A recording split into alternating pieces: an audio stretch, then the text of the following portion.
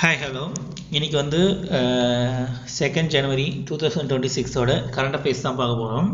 First current affairs பார்த்தீங்கன்னா வந்து வந்தே பாரத் பற்றி இருக்குது. கொல்கத்தா குவஹாட்டி இடையே முதல் வந்தே பாரத் படுக்கை வசதி ரயில். ஆல்ரெடி வந்து வந்தே பாரத் ரயில் வந்து அதிவேக பயணத்திற்கு விட்டுட்டு இருந்தாங்க. இப்போ முறையாக என்ன பண்ணியிருக்காங்கன்னா, நாட்டின் முதல் முறையாக வந்தே பாரத் படுக்கை வசதி உள்ள ரயில், ஓகேங்களா, மேற்கு வங்க மாநிலம் கொல்கத்தாவிலிருந்து அசாம் மாநிலம் குவஹாட்டி இடையே இயக்கப்படுகிறது அப்படின்னு சொல்லிட்டு யார் சொல்லியிருக்காங்கன்னா, ரயில்வே அமைச்சர் வந்து அஸ்வினி வைஷ்ணவ் வந்து டெல்லியில் வந்து வழக்கெண் வந்து சொல்லியிருக்காங்க, ஓகேங்களா.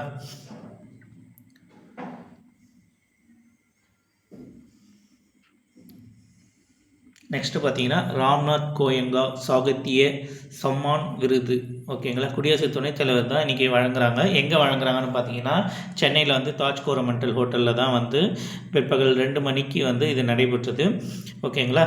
இது நியூ இந்தியன் எக்ஸ்பிரஸ் குழுமம் சார்பில் ராம்நாத் கோயங்கா சாகித்ய சம்மான் விருது வழங்கும் விழா சென்னையில் வெள்ளிக்கிழமை நடைபெறுகிறது. இலக்கியத்துறையில் சிறந்து விளங்கி வரும் படைப்பாளிகளுக்கு விருது வழங்கி கௌரவிக்க உள்ளனர்.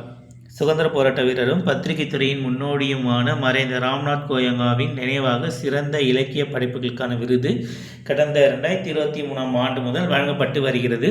அதே மாதிரி இந்த ஆண்டும் வந்து வழங்கியிருக்காங்க, சென்னையில் வச்சு வழங்குறாங்க.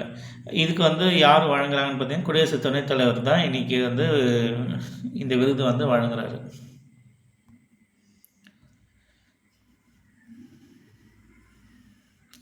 ஏற்கனவே விக்டோரியா அரங்கை பற்றி நம்ம கண்டினியூஸாக பார்த்துட்டு வரோம். ராணி விக்டோரியாவின் வைர விழா நினைவாக 1887 ஆண்டு விக்டோரியா பொது அரங்கம் கட்டப்பட்டதுன்னாங்க. இதுக்கு முன்னாடி பார்த்தீங்கன்னா இதே நியூஸ் வந்து 1888 மாதிரி போட்டிருப்பாங்க. இன்றைக்கி வந்து நியூஸ் பேப்பரில் வந்து 1887 போட்டிருக்காங்க. இதுவரையும் வந்து டிசம்பர் 24 வந்து அதை வந்து சீரமைப்பு பணிகள்லாம் முடிஞ்சு ஓப்பன் பண்ணாங்க. இதுவரையுமே இலவசமாக கொடுத்துட்டு இருந்தது. இப்போ வந்து என்ன பண்ணால் நுழைவு கட்டணம் உருவாக்கியிருக்காங்க.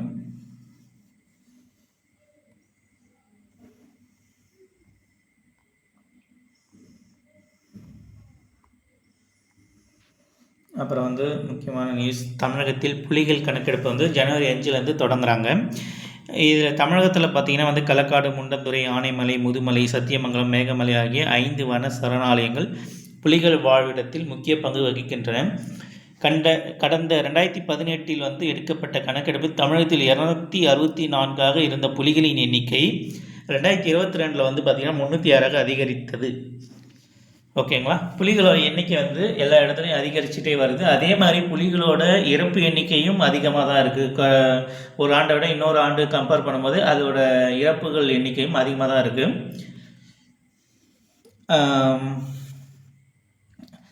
டோட்டலாக வந்து இந்தியாவை பேஸ் பண்ணி வரும்போது உங்களுக்கு வந்து இன்க்ரீஸ் ஆகிட்டு தான் இருக்குது. அவங்களோட இறப்பு எண்ணிக்கை எவ்வளோ இன்க்ரீஸ் ஆகுது, அதே மாதிரி அவங்களோட பிறப்பு எண்ணிக்கையும் இன்க்ரீஸ் ஆகிட்டு தான் வருது.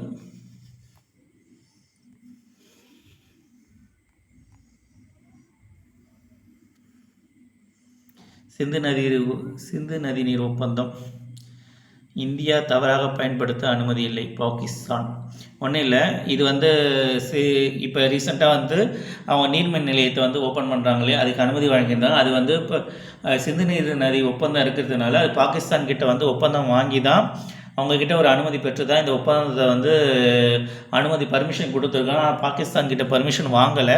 டைரெக்டாக இவங்க வந்து என்ன பண்ணாங்கன்னா நீர்மின் உற்பத்தி வந்து ஸ்டார்ட் பண்ணுறதுக்கு அனுமதி கொடுத்துட்டாங்க. அதை பேஸ் பண்ணி பாகிஸ்தான் வந்து அவங்க சொல்லியிருக்காங்க எங்ககிட்ட பர்மிஷன் வாங்கணுன்ற மாதிரி, அதை பற்றி தான் போட்டிருப்பாங்க. ப்ளஸ் வந்து வங்கதேசத்து கூட நம்ம வச்சுருந்த ஒப்பந்தத்தை பற்றி இதில் பேசியிருப்பாங்க, பார்த்தீங்கன்னா தெரியும். கடந்த 1960 ஆண்டு உலக வங்கியின் மத்தியஸ்தானத்தால் இந்தியா பாகிஸ்தான் இடையே சிந்து நதி நீர் ஒப்பந்தம் கையொப்பமானது. சிந்து நதி படுக்கையின் கிழக்கில் உள்ள ராவி, பியாஸ், சட்லஜ் நதிகளின் நீரை இந்தியாவும், மேற்கில் உள்ள சிந்து, சீலம், சினாப் நதிகளின் நீரை பாகிஸ்தானும் பகிர்ந்து கொள்ள ஒப்பந்தம் மேற்கொள்ளப்பட்டது. இப்போ இந்த சினாப் நதியில் தான் வந்து இப்போ வந்து உற்பத்தி பண்ணுறதுக்காக பண்ணியிருக்காங்க, வேறு எதுவும் இல்லை.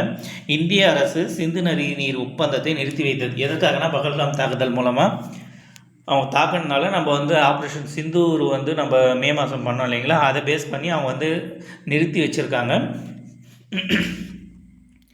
இப்போ பார்த்தீங்கன்னா காஷ்மீரில் பாயும் சினாப் நதியில் 260 மெகாவாட் துல்ஹத்தி 2ஆம் கட்ட நீர்மின் உற்பத்திக்கு அண்மையில் இந்தியா ஒப்புதல் அளித்தது?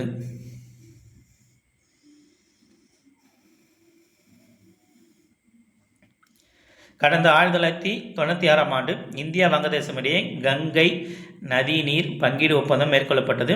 மேற்கு வங்கத்தில் பாயும் கங்கை நதியில் கட்டப்பட்டுள்ள பராக்கா குறுக்கணையை சுற்றியுள்ள நீரை வறண்ட காலங்களில் பகிர்ந்து கொள்ளும் நோக்கில் 30 ஆண்டு காலத்துக்கான இந்த ஒப்பந்தம். இப்போ பார்த்தீங்கன்னா அடுத்த ஆண்டுலேருந்து 1996னா 2026 இந்த ஆண்டோட வந்து க்ளோஸ் ஆகுது. ஓகேங்களா? இதுக்கப்புறம் வந்து திருப்பி அவங்க வந்து ஒப்பந்தம் வந்து போடுற மாதிரி இருக்கும்.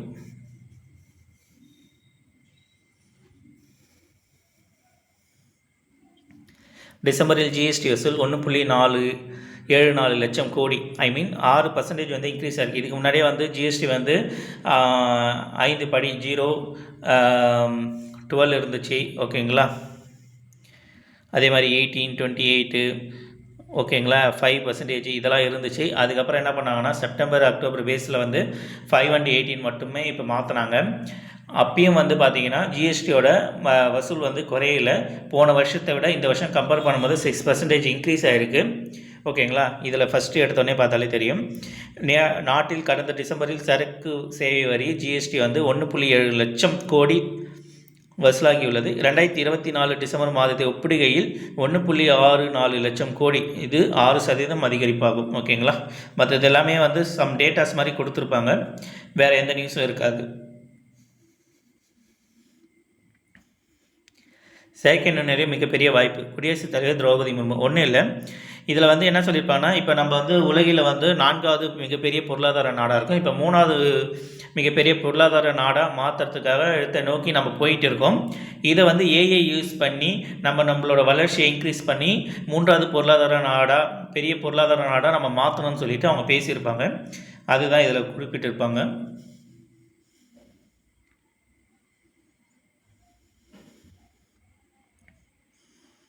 முக்கியமான நியூஸ் இது. சுதர்சன சக்கரம் உருவாக்குதல் டிஆர்டிஓ முக்கிய பங்காற்றும் பாதுகாப்புத்துறை அமைச்சர் ராஜ்நாத் சிங். நாட்டின் புதிய உள்நாட்டு வான் பாதுகாப்பு அமைப்பான சுதர்சன சக்கரம் உருவாக்குவதில் பாதுகாப்பு ஆராய்ச்சி மற்றும் மேம்பாட்டு அமைப்பு டிஆர்டிஓ மிக முக்கிய பங்காற்றும் என மத்திய பாதுகாப்புத்துறை அமைச்சர் ராஜ்நாத் சிங் தெரிவித்துள்ளார்.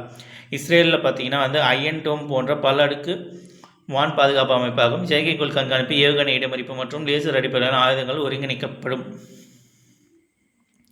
சுதர்சன சக்கரம் வந்து அடுத்த 10 வருஷத்துக்குள்ளே இதை ரெடி பண்ணுற மாதிரி போட்டிருப்பாங்க. சுதர்சன சக்கரம் திட்டத்தின் கீழ் அடுத்த 10 ஆண்டுகளுக்குள் நாட்டின் இராணுவ தளங்கள் உட்பட முக்கிய இடங்களில் முழுமையான வான் பாதுகாப்பை உறுதி செய்யும் வகையில் அந்த அமைப்பை உருவாக்குவதில் டிஆர்டிஓ முக்கிய பங்காற்றும் அப்படின்ற மாதிரி தெரிவிச்சிருப்பாங்க.